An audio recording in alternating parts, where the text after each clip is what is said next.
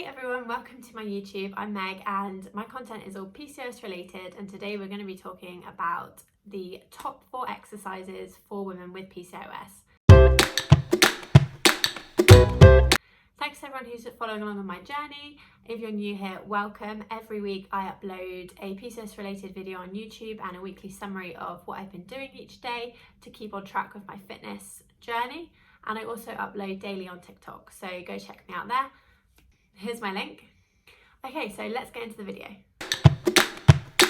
For women with PCOS, low intensity exercise is better than high intensity exercise. So I'm going to be focusing on my top 4 low intensity exercises for women with PCOS. All right, coming in at number 1, if you've been following along with my fitness journey, you'll know that I love a power walk. I power walk twice a day, once in the morning and once in the evening. I aim to get 20 minutes in at least in the morning. It's a really good way to start the day, but it also is great because it's obviously low intensity and you can stay in the fat burn zone while you're exercising. Walking is great because it can be done anywhere. All you need is a good pair of trainers and maybe some headphones so that you're not too bored. It's always nice as well to just listen to the sounds that are around you, especially if you can get out to the countryside and just really appreciate the environment. That's amazing. But yeah, walking is really good because it's really inexpensive.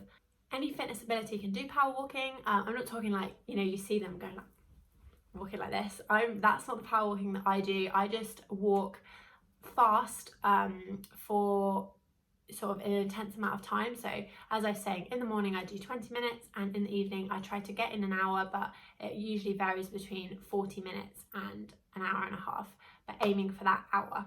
Walking is also a really good way to spend time with friends and family because you're obviously not really doing anything while you're walking. It's easy to chat as opposed to other exercises. So get your friends involved, obviously Corona permitting. Get your friends and family involved, and it's also a really good way to meet new people. I'm sure that in your local area there'll be a walking group, so you could always sign up there and meet some new friends potentially. There are also loads of benefits to walking, not just specifically for PCOS, but walking as a general fitness hobby. Can improve circulation, strengthen your bones, lighten your mood. It's good for weight loss, which is what I'm doing it for. It improves your sleep. It improves your breath capacity, so the amount you can breathe in and out, and it's also proven to reduce pain. If you are experiencing like period cramps through your PCOS or just general aches and pains in your body, walking can really help with that.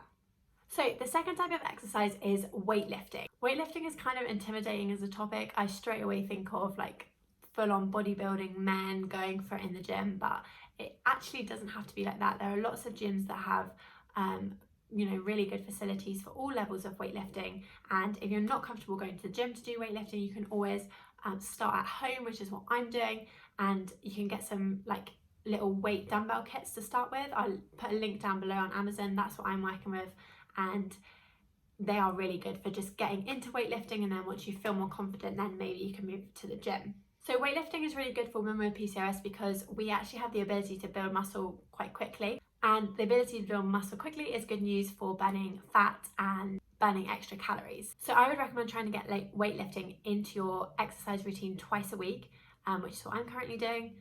And I've really felt like this has been beneficial to my weight loss and fitness program. You really don't have to start with heavy weights. You can start with a 2 kilogram dumbbell, which is part of the set that I was talking about. And really just any weight is good. So just get started and launch yourself into it. You don't have to do, intense exercise. It really is about starting small and just building up to increase your confidence and also your ability to actually lift those weights. All right, third type of exercise is swimming, and this can be swimming in the sea, swimming in a pool, and also in this category I'm going to include like water aerobics, so like aqua zumba and all those sort of water related sports. So this type of exercises uses resistance to work the whole body, and it's also easy on your joints, which is good because obviously with PCOS sometimes you can get muscular pain and pain around your body, which exercises can make worse. So this is a really low impact sport. So if you are experiencing pain through your PCOS or pain in general when doing fitness, swimming is a really good alternative exercise to, for example, walking or weightlifting, fourth type of exercise that I'm going to talk about in a moment. If you're able to swim laps, then push yourself to do as many laps as you're comfortable with. I use my Fitbit to track all of my exercises on the wrong way around. Beep. I use my Fitbit to track all of my exercises, and I find it really beneficial because I can track my progress in the app. I'll put the link down below to the one I've got. I've got a Fitbit Versa. I think it's the first edition. I haven't got the top of the range one, but it really does do the job. So if you're looking for a fitness tracker, I would definitely recommend this one. This isn't a Fitbit strap, but I actually just got it on Amazon for pretty cheap, and it looks really nice, and it means I can swap them a lot. I originally only had one band, but I ended up getting a rash, like a sweat rash, through not changing it. So yeah, I bought this one. I think it was £7 compared to like £30, which the actual Fitbit ones are. So money saving tip there for you. So also in the swimming and exercise, also in the swimming and water exercises, I just want to touch on, for example, stand-up paddleboarding, which works the core, which is obviously a key area for women with PCOS for losing weight. It's really hard to lose weight around your stomach area, so paddleboarding is really good if you are by the sea, or I think you could probably do it in some swimming pools across the country. So definitely try that out. Another really good one is kayaking. Again, you're not really, you don't really have to work your whole body. It is more about the core and your arm movements while you're rowing. So give that a go if you can. Which leads me on to our fourth exercise, which is part of the top 4 that I recommend for women with PCOS and that I have been doing on my fitness journey. And number 4 is cycling. I absolutely love cycling, the freedom that you feel when you're just out there, the wind's blowing in your hair. Obviously wear a helmet because you don't want to end up in an accident and anything happening to you. So make sure you wear a helmet, safety first. But yeah, the wind blowing in your face and just feeling that freedom, I absolutely love it. So number 4, cycling. Why is cycling beneficial for women with PCOS? So it's low intensity and it's low impact. It can be high intensity, but by making sure that you keep to a level or a slight inclined surface and varying your route across a level path, you will stay in a low intensity exercise category, which means you're not going to aggravate your PCOS symptoms through, progressing into that high level intensity category. Bikes are relatively cheap to get one second hand. My bike is second hand and it's great. It cost me literally a fraction of the price that it would have new, and it's exactly the same, just a couple of years older. So go second hand. Also recycle. You don't need to pay out for something brand new when you can get exactly the same, just a couple of years older at less of a cost. So save yourself some money there as well. But yeah, so you can get cheaper second-hand bike, get out, get a helmet, get a new helmet because you don't know if there's been any damage to if you buy second-hand helmets. So do buy a new helmet, that is important.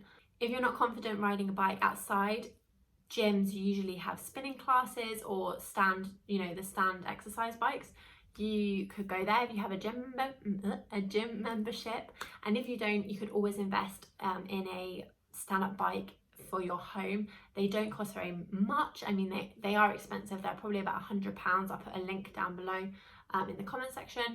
But these, this is a really good way to get into cycling if it's not something that you are confident doing outside, and you can also really control the level and the intensity. Also get them that are retractable now, so you can fold them down and then they absolutely take no room. You just have to find storage for them between uses. Alright, so those are my top 4 exercises for women with PCOS. They're low intensity and they are a great way to get your fitness journey off to a start. I'd be really interested in seeing what you're doing on your PCOS fitness journey. So if you are posting on Instagram or TikTok or anything, tag me, I would love to see. Alright, that's it, and I hope you enjoyed this video. If you did, drop me a like and a thumbs up. It helps me with the YouTube algorithm. Anyway, bye!